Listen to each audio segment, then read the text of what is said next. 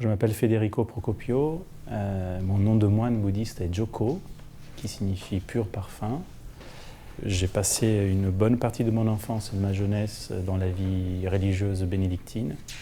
Et ensuite, un voyage en Inde m'a emmené vers la rencontre du Bouddha et de son enseignement, il y a 17 ans, où j'ai décidé de devenir moine bouddhiste. Je vis dans mon foyer, j'élève un enfant et je suis psychanalyste. J'accompagne les personnes en fin de vie et de formation, je suis philosophe. Depuis peu, je dirige une collection qui porte le nom de Spiritualité laïque aux éditions Erol. Alors justement, pourquoi cette collection et que va-t-on y trouver ? L'ambition de la collection Spiritualité laïque est de dire aux hommes et aux femmes d'aujourd'hui que tous, sans exception, ils sont avant tout des êtres spirituels, profondément spirituels, qu'ils aient une croyance religieuse ou pas. Parce que tous sont habités par la recherche de ce qui les dépasse, de ce mystère qu'on appelle la vie. Spiritualité laïque veut ouvrir les grands textes des philosophies de vie du monde, les grands textes des grandes voies spirituelles, au plus large nombre, pour redonner envie, redonner le goût de parcourir un chemin spirituel, un chemin de sens dans l'existence. Alors vous venez d'écrire ce livre, Le chemin de la sérénité. Vous démontrez finalement que, je vous cite, « La recherche de ce foutu bonheur est la cause de toutes nos souffrances ». N'y a-t-il pas un malentendu communément partagé sur la définition du bonheur ?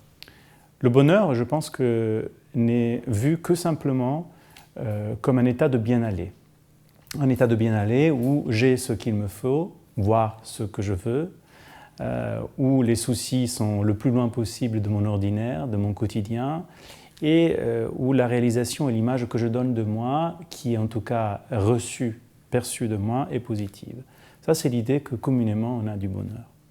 Le chemin de la sérénité, et particulièrement la voie enseignée par le bouddhisme zen, apprend à repositionner la vision de l'existence en se disant qu'en fait, ma vie n'est ni heureuse ni malheureuse.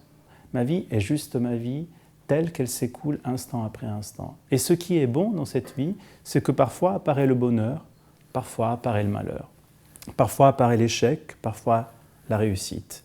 C'est ça l'étonnement. En fait, le chemin enseigné par la méditation et par le bouddhisme zen est la capacité à redevenir apte à l'émerveillement, y compris l'émerveillement face à la souffrance. C'est ce que vous essayez de transmettre au travers de votre livre ? C'est ce que j'ai reçu d'abord de l'enseignement du Bouddha et de l'enseignement de mes maîtres, mais également de l'enseignement des gens que j'ai appris à côtoyer. Mon enfant a été un de mes plus grands maîtres, par exemple, dans cette aventure de l'émerveillement. Notre problème est que nous vivons soit dans notre passé, en regrettant, en ressassant, soit dans notre futur, en créant des attentes et avec des attentes des angoisses. Mais nous n'y vivons pas dans l'instant présent, qui est le seul qui existe. En dehors de cet instant, il n'y a rien d'autre, rien de vrai. La vraie attitude, c'est celle-là, d'être capable de s'émerveiller à chaque instant de ce qui m'arrive. Si ma vie dépend de mes bonheurs ou de mes malheurs, alors ma vie va être une spirale de haut et de bas qui sans cesse m'emmène vers un découragement et vers une sorte de sommeil, de rêve, de rêverie. Mais si ma vie a les yeux ouverts sur tous les instants qui apparaissent dans mon quotidien, alors c'est une vie éveillée qui ne dépendra ni du bonheur ni du malheur.